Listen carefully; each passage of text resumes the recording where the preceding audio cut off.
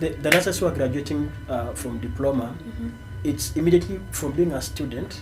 Then somebody is offering you 20K. You know, when you are a student, this is money that you didn't have. I know. And now you see, oh, you're ready to offer me 20 or 30. Because in any case, I'm from zero. I'm from zero.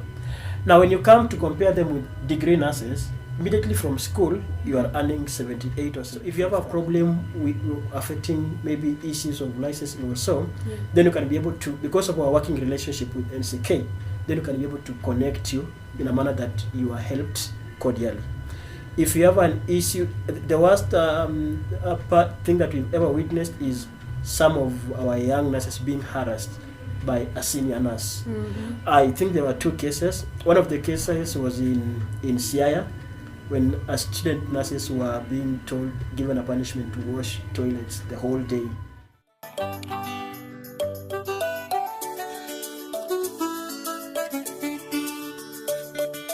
Hello beautiful people, welcome back to another video. So today, being one of the days of the Nurses Week, I have a guest with me today, and before we start off, I'd like him to introduce himself, tell us just about you and what you do.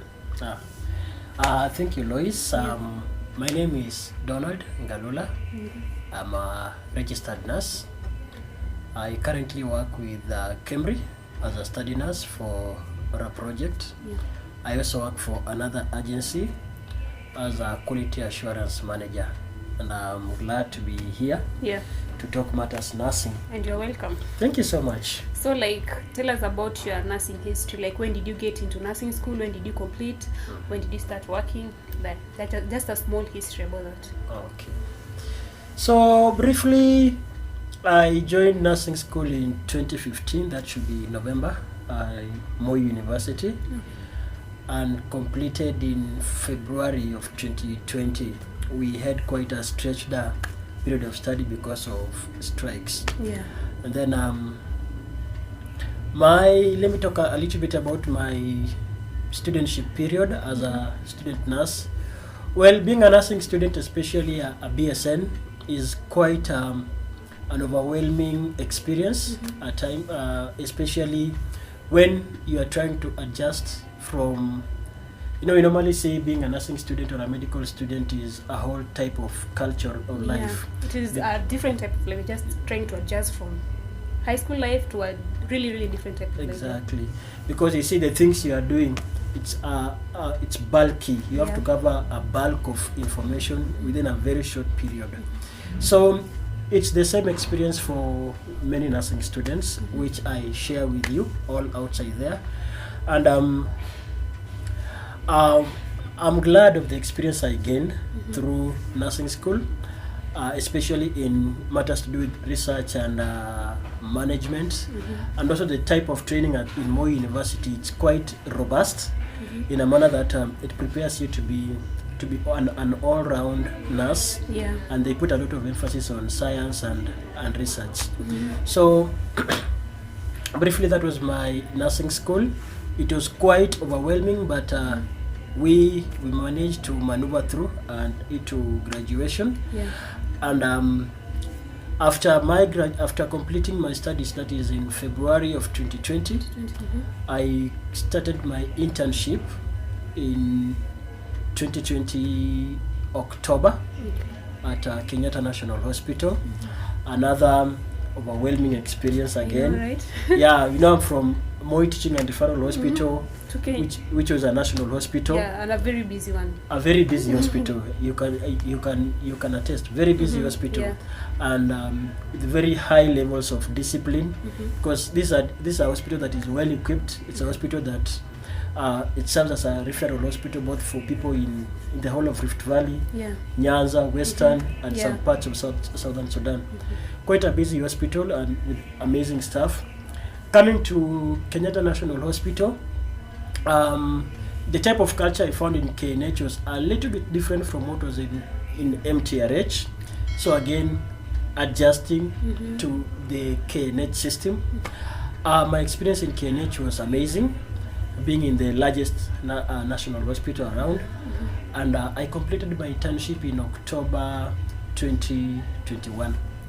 So briefly, that has been my training, because the internship is part of training. Yeah, just to take you back, like about you said you did a degree in nursing. Yes. So most people usually kind of compare degree in nursing and diploma in nursing, and I usually hear people saying that for degree, I don't know, you do a lot of theory and a little bit of practical, and I usually get people asking me about that, like, is it true that you do a lot of theory? I have no idea because I haven't done a degree in nursing. So like, I'd really love you to just tell me about how you people usually go through clinicals and classes. Like do you, like, for us, like in your first year, half of the semester you do classes, then the other rest of the semester you do clinicals. So for you, do you usually just do clinicals for a period of time, then you do like you do classes, then clinicals maybe by the end of the third year or something like that? Okay, that's an argument that is always outside there. Yeah. We will always have it, but really it's nothing further from the truth, because I'll talk of my experience as a student in Moi University. Yeah. I know the structure is a little bit different with other universities, but the number of hours covered for clinical and classwork is similar, because the curriculum is developed by NCK, is unregulated. Yeah. So for us in Moi University, of course, there's a lot of emphasis on science, because remember, you are doing a Bachelor's of Science in nursing. Yeah. So there's a lot of emphasis on science, the depth of which you will go when doing human anatomy, medical physiology, biochemistry. So because of the level of entry, the student entry behavior, those ones who are going to do degree, it's different from this entry behavior of those ones who are going to do diploma. You'd expect that those ones doing degree will delve much deeper into science because of their behavior. So it's true, there's a lot of theory that is covered, and a lot of science. Like in Moi University, we do a lot of science. Actually, it's tougher than most universities. Oh, really? Yeah, for Moi University, because of, again, the method of teaching. It's called PBL. Now, how was our clinicals in first year? Because first year and second year, they are usually biomedical years. You do biomedical sciences a lot. We attended clinicals were 1 day per week. That was every Wednesday. That is during the second term. And that one is basically you are going to sharpen skills on the nursing skills, drug administration, documentation, the 13 basic nursing skills. Then in second year, you now attend 2 days clinical work. The rest of the 3 days, you are in class or lab. So the number of hours increase. That is in second year, from second term to third term, 2 days are dedicated for clinical work, 3 days for class work. In third year and fourth year, because these are now clinical years, where you are learning specialty courses, now 3 days are dedicated for clinical work, 2 days were dedicated for class work, all the way through from third year up to fourth year until you complete. And now, because the degree nurses do a lot of theory and science during study, that's why they have now a 1 year full for internship, 52 weeks of internship, where you are now attached to a facility and work for 52 weeks dealing with clinical work. So if you check very well, the time that probably you should have used in the clinicals, it has been well compensated during the internship. Then I just think that you do a lot of clinicals, because if you can be able to do it like 2 days in a week or 3 days in a week, it is the same as someone doing it like for the first semester classes and then like the next semester clinicals. It's just the same. It's only that you've divided the weeks and you've divided the semester. Yeah, exactly. It's pretty the same thing. Yeah. Because if you take the number of hours you cover in a day, let's say from 7:30 up to 5:30, that is nearly 10 hours in a day. Then you are doing 3 days, that is 30 hours of clinical work, compared with the time you are in classes, maybe Monday and Wednesday. Thank you so much for clarifying that. Like, at times I usually just don't know how to explain to people that in degree you also get to do clinicals, because some people fear doing degree because they think that they won't be able to have that hand skills as much as you have it when you do diploma. And yet it's not true. Like, it is just like the kind of rumors going. Yeah, it's a notion. Yeah. And again, you see, learning is subjective. If you really want to learn a skill, Yeah. you will learn the skill. That is including taking extra shifts. Like some of us used to take extra shifts. Okay. You are in the hospital during the day, but you felt you didn't learn very well because the number of students who are in the first year are many. So some of us will go back to the hospital at night, so that we work with the nurses who are there at night to continue learning the skills. And the next day again, maybe you leave the hospital at 1 a.m., wake up again the next day, you still have clinicals, maybe a class, so that because you're trying to compensate for what you feel is insufficient. I think that's amazing. That's amazing. So before we go to the part about your working experience, let's first play a game. I want to ask you a question. So the game is called Would You Rather. So the first one is, would you rather have your manager like you or your co-workers like you? Like, which one do you prefer? Do you prefer your manager to like you or your fellow co-workers to like you? Well, I'll prefer my co-workers to like me more than my manager. Why? Because you will work more with your co-workers than your manager, because your manager is your boss. Yeah. You don't want to familiarize so much with your boss, with senior. Your co-workers are the people who you interact with most. If Like you have a almost question, every day. Exactly. Yeah. That's perfect. That's perfect. And then, let's say you are in nursing school. Would you rather do classes the whole semester or do clinicals the whole semester? Do we have a middle ground? No. Like, which one was your best? Like, when you're in nursing school, which one was your best? My best. Okay. My best was classwork. Oh, really? Truly speaking, yeah. My best was classwork because I like sciences so much. So I like the way we interacted with the science and our tutors, and also lab works in the anatomy lab. So I would rather do a lot of classwork. Yeah. Imagine for me, I'd rather do clinicals. Like, I usually just prefer going there and working and walking everywhere instead of just sitting in class and listening to a lecture or something. Then the last one is, would you rather work in a slow and boring shift or work in a busy shift? I'd rather work in a busy shift. Busy shifts are challenging, makes you think, makes you innovative. It makes you think outside the box. Yeah. And you can even get to learn a lot. Yes, exactly. In a busy shift.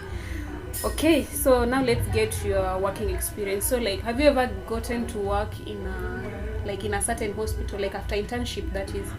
Have you ever gotten to work somewhere else? Well, after internship at KNH, I made up my mind. Personally, I feel I'm not more clinically oriented working from a hospital. I feel I can deliver more outside the hospital, that is either in areas of research or in areas of programs management and policy and advocacy. Yeah, that's, I think I'm really interested to take the path that you've taken. Wow. Because, like, I think that is what I can do, because I'm also this kind of person whereby the hospital setting is not so much comfortable for me. Like, working in the hospital is not so much comfortable for me. So just about the working experience in a hospital, like, do you think it's so, like, challenging for nurses to get a job? Like, do you think the fact that we're told going through nursing school, you are guaranteed a job, do you think it was so overrated that most of the people go into depression and stress only because we thought we are definitely going to get a job, then we get out here and we find that nursing is also like any other career? Okay. Well, I think I'll take a balanced approach to that one. Okay. Most of the people who hold the narrative that in nursing you'll never tarmac. Yeah. In nursing, there are people who, when were in the system early, before devolution, before devolution, it was easy to be absorbed into service. Sure. But right now, again, we are more. The profession is producing more than the market can absorb. You can attest, like, every year we are graduating around 1,000 BSNs. And KMTC, like, 4,000. And KMTC, you find it's around 4,000 per year. So all these people need jobs. And the market is not ready to absorb all of them. So is it difficult to get a job? Well, to me that one will depend on how you've packaged yourself as during your nursing, when you're still in school and just after school. How you package and brand yourself will determine a lot if somebody is willing to engage you. Because you can imagine, we are many and an employer wants one person. So what is this thing that is unique about you that will make me as an employer take you and leave the rest? Yeah, so getting employment, yes, it's just like any other profession nowadays. But I believe the level of tamaking is not as bad as what we may experience outside our field. Yes, that's true. And then, apart from that, I just wanted to ask about, because you're a male nurse, so how was it being a male nurse? Like, have you ever worked in the maternity? Or so, like, what were the challenges, or what was the good part about being a male nurse? Wow. Being a male nurse at times is challenging and also good, especially in the labor ward. I think my worst experience in labor ward was a client, a mother. She's pregnant, she has come. Now we are in that, the first room is called for where you want to triage. So before you triage, you have to do your assessments, which includes conducting a VE examination or vaginal examination. So when I wanted to examine the mother, she refused and said, no, nitie sister. It was there was a strike at that time, and I had offered to go and work. The only senior female nurse who was there was the in charge. Now, I tried talking to her, she refused. She couldn't be attended for nearly 2 hours. That is when she called back and said, please, this idea too. So at times in labor ward, but you might find other clients like male nurses. Like we had other clients who wanted the male nurse to be the one to do the VE. Exactly. There's a thing about male nurses, the way they handle mothers in labor. Yeah, that's true. It's something I've also witnessed.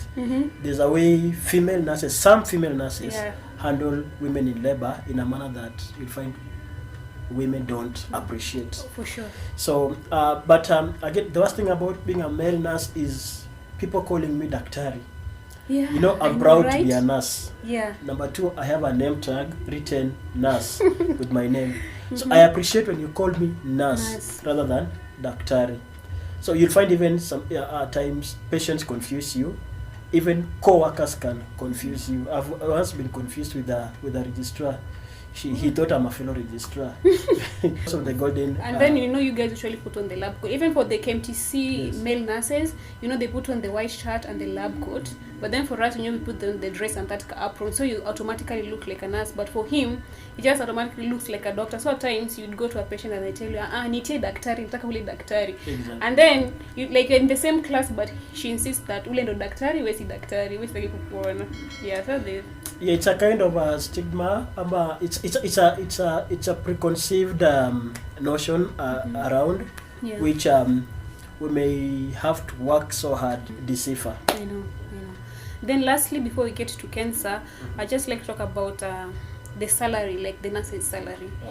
Like most nurses, like the strikes usually come about because of the low salary, and yet you are doing like a lot of work. So like, do you feel like these hospitals are taking advantage of nurses, or is it because like they cannot be able to afford to pay nurses? Like what happens? Because I tried working somewhere, and you can imagine being paid 20,000 in a month, and you're working Monday to Monday. At times you even work 20. I have friends who are working 24 hours.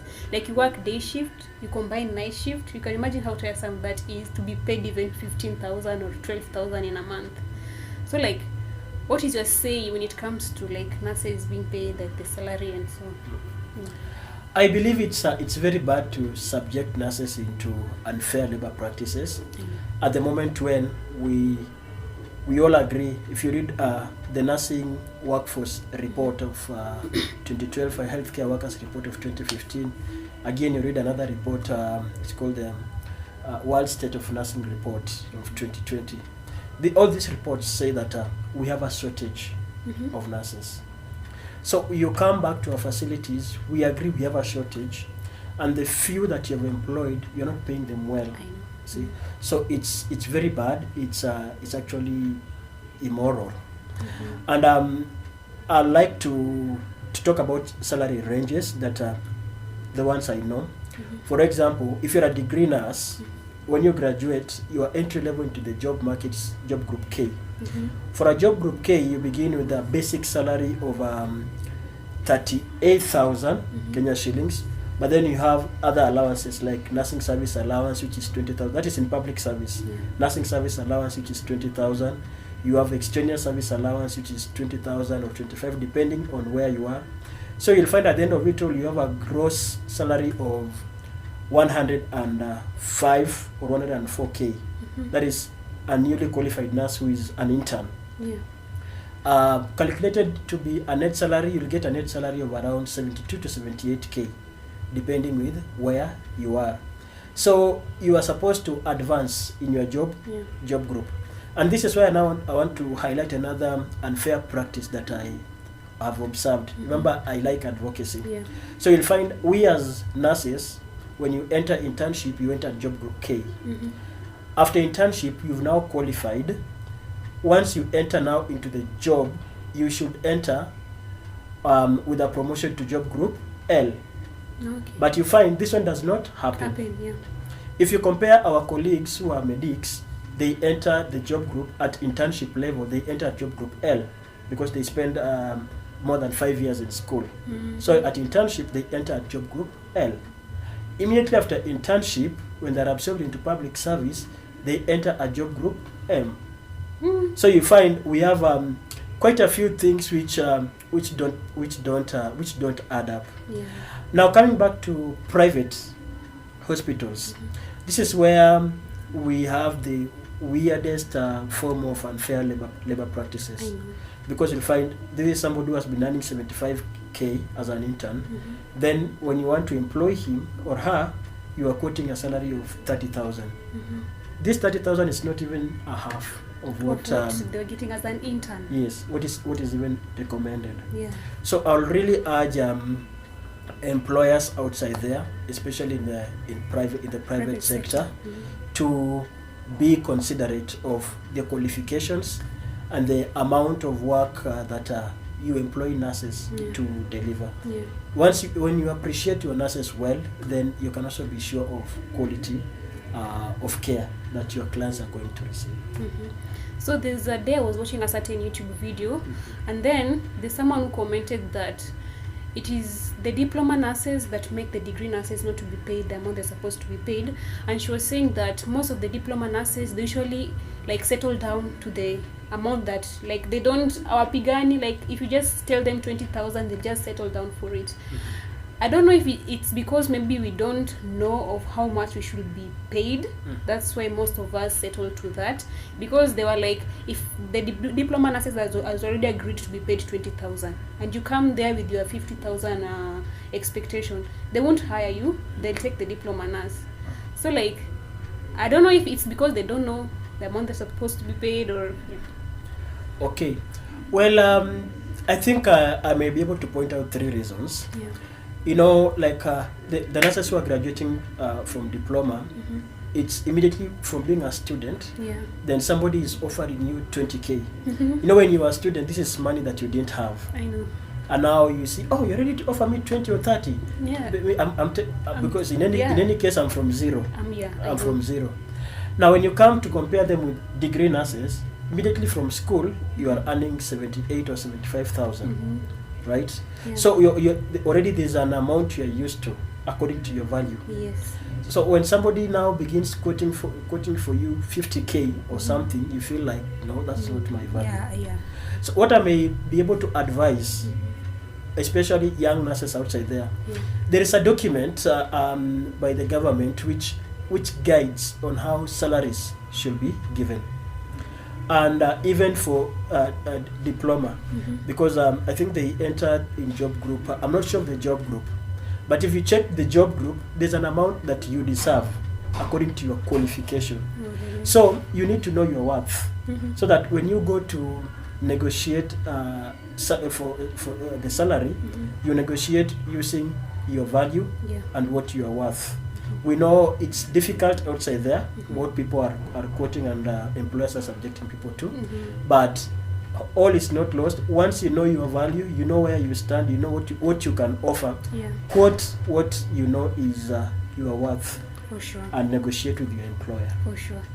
Yeah, that is really, I think, I don't know about the document, but I think people really need to check into that, because the employers are taking advantage that you're just fresh from school, you're so desperate, you just take it anyway, you won't mind. I think like people really need to know their rights, because I think we are just fitting in because we don't know our rights, we just have no idea. So we're just fitting in, we all want to work, we all want to survive, so we're doing it for the sake of that. So yeah, now let's go to KESNNUR. So tell us about, it is Kenya student. The Kenya student and novice nurses. Yeah, tell us about that. Also, I think during the introduction I didn't mention it. I also serve as the national chairperson, or rather the president of Kenya Students and Novice Nurses. Kenya Students and Novice Nurses is a chapter under the National Nurses Association of Kenya. So we abbreviate it as KESNNA. So KESNNA is a chapter that brings together or represents all nursing students. So as you see, it's Kenya students, all nursing students, both in middle level colleges and universities, and novice nurses. These are nurses who have just graduated from 0 years of experience up to 5 years of experience. So that is our membership.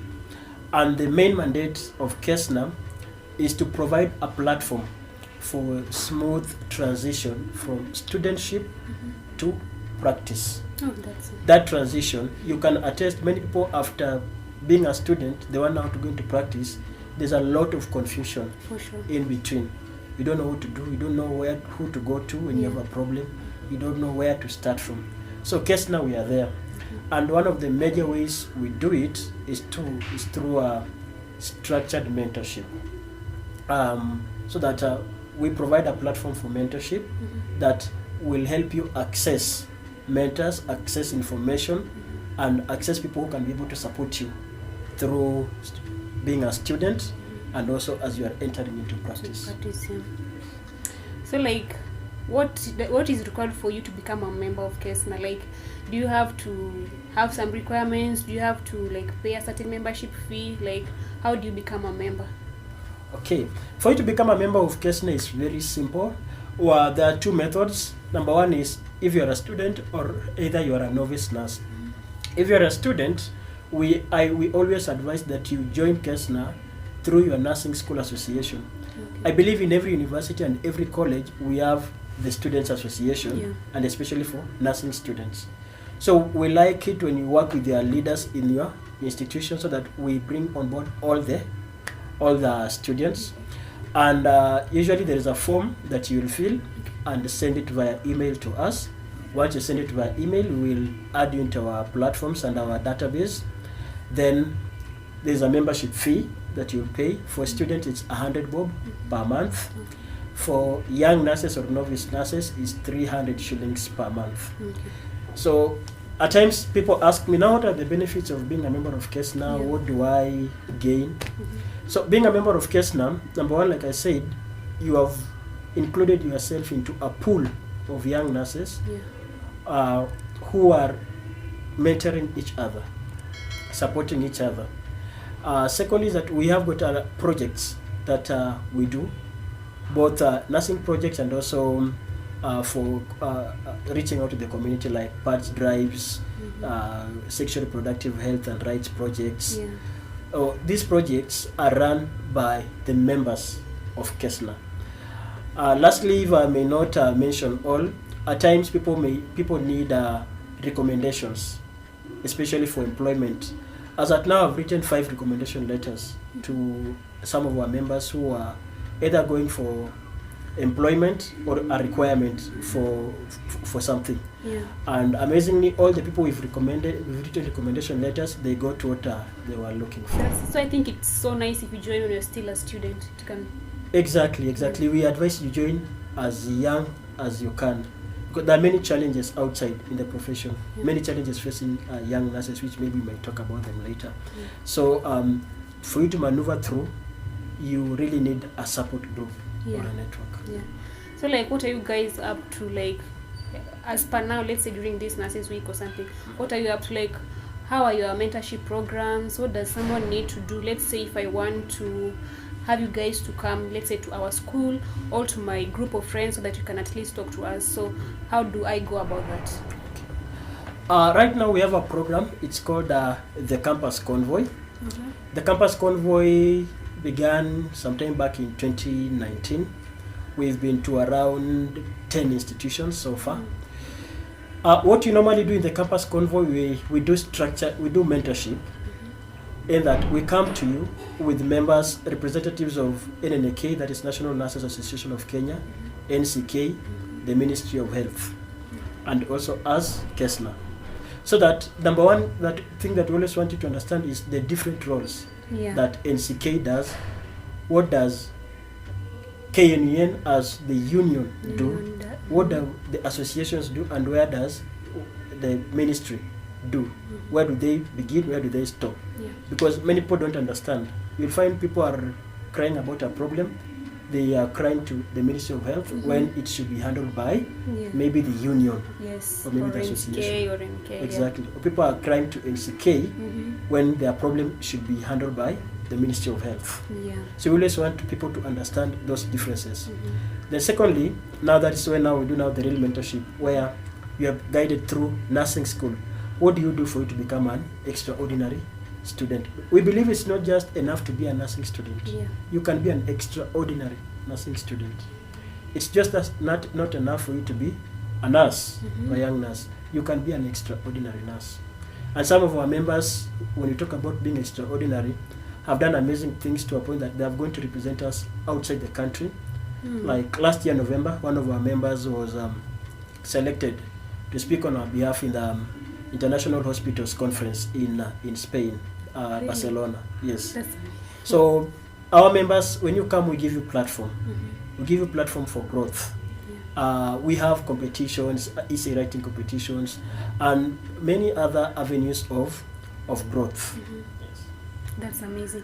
And then apart from that, so let's say I want to have you guys to come to my college. So how do I go about that? Okay. For us to come to your college, you may need to write to us. You don't even need to write, just call. Because if you have my number is always in public. Call and request for the campus convoy to your school. Then from there, when we pick it up, we'll do the administrative issues so that we communicate to your school of our intention to come, the reason of our coming, and what you're coming to do. Once that we've gotten administrative clearance, then it's very easy now to coordinate with your student leaders. Yes. So do you also do can I say, let's say a student has an issue or a new nurse has an issue and they want someone to stand in for them. Let me give you an example. Let's say it's in the hospital and there's a problem with her license. Maybe amefanya kitu and maybe the license has a problem. So do you also stand in for such kind of nurses, or is it just about mentorship purely and just building each other? We always like to strict ourselves to our roles, which is mentorship and helping you in transition. But again, when one of our members has a problem, we come in to point them to the right direction and connect them the right direction. Good enough as KESNNA, we have a very good standing with NCK. We have a good working relationship with NNK. We have a good working relationship with the Ministry of Health. So if you have a problem affecting maybe issues of licensing or so, then you can be able to, because of our working relationship with NCK, then you can be able to connect you in a manner that you are helped cordially. If you have an issue, the worst thing that we've ever witnessed is some of our young nurses being harassed by a senior nurse. I think there were 2 cases. One of the cases was in Siaya, when student nurses were being given a punishment to wash toilets the whole day because they walichelewa kufika ward. So we took up the matter and gladly it was solved amicably. The other issue was interns who were not so well being treated in a facility. We had to take up the matter and talk to the internship coordinator. Then things worked out well. At times we may lose one of us, and we may need to come in so that to support each other and see how best we sell off our colleague. So you can really like offer guidance whenever someone has a problem. Yes. And like, does it require you to be a member of KESNNUR for you to offer to like help that person, or you can help a student nurse or a new nurse who is not a member? Anybody who is a young nurse, anybody who is a student nurse can receive our help. Whether you're a member or not. Whether you're a member or not, yeah, we are there to represent you. Yeah. Whether you have paid up as a member or not, so long as you're a student nurse in Kenya, we will help you. That's amazing. So like before we finish up on something that you can say at last, I just wanted you to give like the handles, how people can get you. Let's say your social media handles and phone numbers if there are any. My social media handle, I'll begin with KESNNUR. For KESNNUR, we have Twitter where we communicate so much. We have Instagram and we have Facebook page. Yeah. So all our handles is at KESNNUR. KESNNUR is KESNNUR. So all our handles on Twitter, Instagram are the same. Then for the phone number, it's 0704 712 220. All the same, you can still reach me. My Twitter handle again, my Facebook, my LinkedIn is at Garlula Donald. If you reach me on Twitter, the better, because I'm quite active on Twitter than on Facebook, and also on LinkedIn. So you can try reach me out on Twitter, on Instagram, Facebook, LinkedIn. We will help you. Nursing is the most amazing career you can ever do. Yeah. There are many things you can do with your nursing certificate and your nursing license. You can be an entrepreneur. Yes. You can be a sales rep. You can be a research nurse where I work. You can be a quality assurance officer. You can work in an insurance company as a claims officer, or the other ones who are called the ones who provide pre-authorization. So you can work literally almost anywhere. And right now we have got a wider job market in UK, in USA, Australia, and Ireland. Yeah. So we have ours. Yes, we agree, but all the same, we still move forward and rise above our challenges. Yes. And that is so amazing. You know, most of us nurses, especially Kenyan nurses, we usually just think nursing is bedside nursing.